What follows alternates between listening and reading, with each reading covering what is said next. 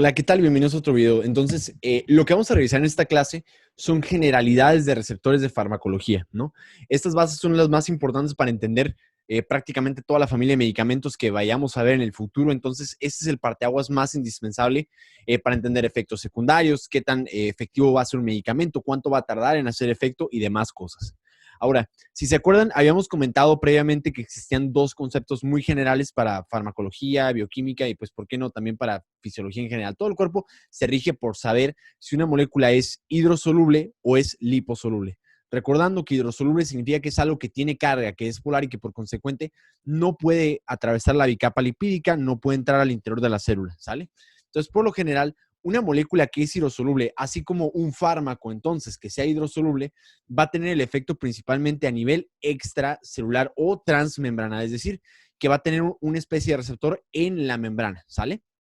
Mientras que el liposoluble es una hormona que por lo general es apolar, que puede atravesar la bicapa lipídica y tiene un efecto hasta el interior de la célula, ¿sale? Entonces, con esto vamos a comenzar viendo cada uno de estas cascadas de señalización.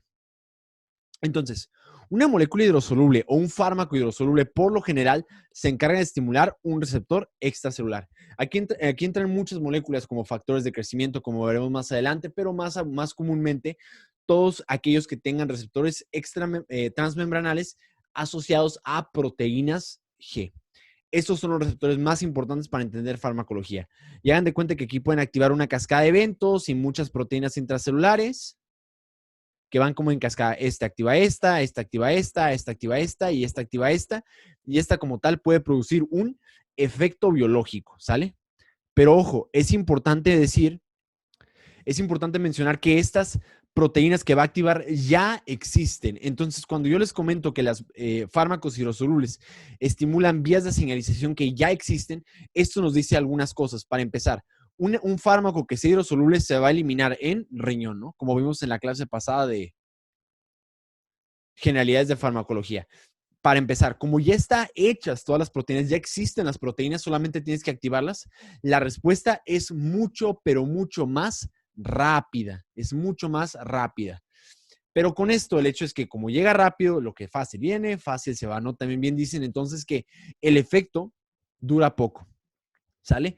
Y por lo general involucra esta cascada de señalización, involucra algunos tipos de receptores que veremos ver, que tenemos que ver. El primero va a ser receptores acoplados a proteínas G. Receptores acoplados a proteínas G. Ese es el primero.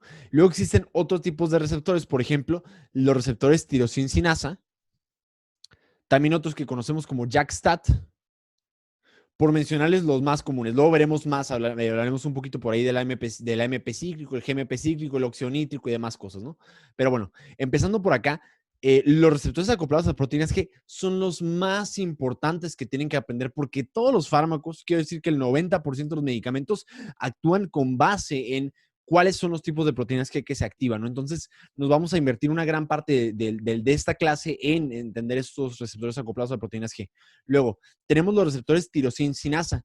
Los receptores tirosina sinasa se llaman así porque son sinasas, es decir, fosforilan tirosina, que significa que fosforilan residuos de tirosina, o sea, son receptores tirosina sinasa.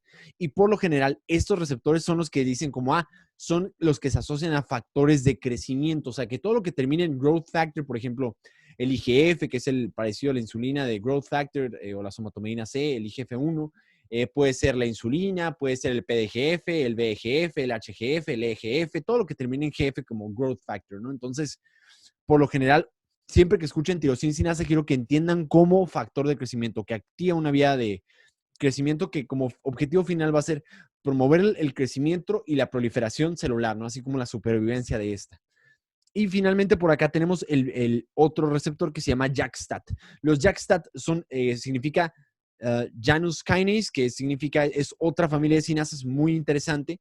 Y esta principalmente la utilizamos como una vía de crecimiento también y de proliferación y supervivencia, pero para vías inmunitarias, de vías inmunitarias. Por ejemplo, la interleucina 2 es bien, la interleucina 2, la 3, la 4, lo que ustedes quieran, por lo general están acoplados o se encargan de estimular un receptor del tipo JAK-STAT, ¿no? Entonces, en resumen, la mayoría de su farmacología va a tener que ver con estos receptores, todo lo que tenga que ver con factores de crecimiento, además de la insulina, que también es un factor de crecimiento, va a ser tirosininasa, y todos los que tengan que ver con inmunología van a tener que ver como del tipo JAK-STAT, ¿no? Entonces, en resumen, esto es los receptores extracelulares, ¿no? Que actúan en un receptor transmembranal y tienen finalmente el efecto biológico. Mientras que por el otro lado tenemos a los liposolubles. Ahora, estos pueden atravesar hasta acá, ¿no? Por ser liposolubles se tienen que eliminar por bilis. Sabemos que también como son liposolubles se pueden depositar más tienen más volumen de distribución, se quedan más tiempo en el cuerpo, su acción es lenta, pero a diferencia de esto, el efecto dura mucho. Y el efecto dura mucho porque lo que hacen todos los fármacos o los medicamentos o las hormonas liposolubles es que se encargan de entrar a la célula, ¿sí?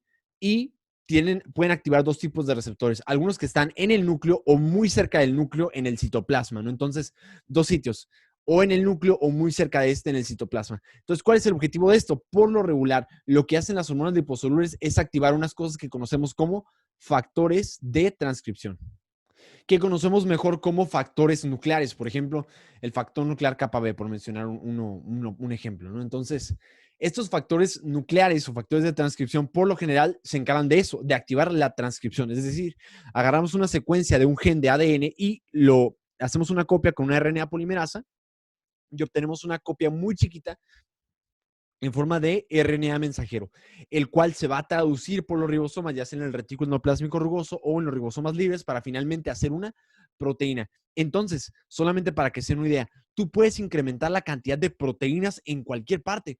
Por ejemplo, esto lo podemos ver con el cortisol, ¿no? El cortisol es una hormona liposoluble que es derivada del colesterol, tiene un receptor nuclear muy importante, puede activar unos elementos de respuesta asociados a esteroides, el cual puede producir muchas proteínas, por ejemplo, receptores alfa 1. Entonces, una de las tantas razones por las cuales una persona con enfermedad de Cushing o síndrome de Cushing, que se caracteriza por una elevación del cortisol, puede tener hipertensión solamente por el haber expresado mayor cantidad de receptores de receptores alfa 1, ¿no? O por ejemplo, la que ustedes más conocen, la aldosterona. La aldosterona es una hormona lipofílica, también deriva del colesterol, también tiene receptores nucleares. Y el objetivo final va a ser producir nuevos canales, ¿no? Por ejemplo, estimula más la producción de canales de potasio, de canales de sodio, que por ahí está el INAC, ¿no? También el Big K, o el ROMK, ¿no? Que son canales muy específicos para el potasio, ¿no? Entonces, dense cuenta cómo el objetivo de las liposolubles no es activar una vía que ya exista, no tiene que hacer una nueva vía. Y por esto mismo el efecto dura tanto, pero es mucho más lento porque yo me gustaba mucho pensarlo de esta manera. Aquí sería como subirte a un avión y que ya está hecho, con una tripulación que ya te está esperando y volar a donde tú quieras. En este escenario tendrías que decir, hey, quiero que hagas un avión. Lo van a construir, lo construyen y luego tiene el efecto biológico. O sea que la idea es que una hormona liposoluble por lo general tarda un poco más por esta cuestión, ¿sale? Entonces, bueno, esas son las generalidades o las diferencias entre un receptor hidrosoluble o más bien de un fármaco hidrosoluble y un fármaco liposoluble. Ahora, lo siguiente que veremos van a ser todas las familias de receptores hidrosolubles o liposolubles que tenemos en el cuerpo.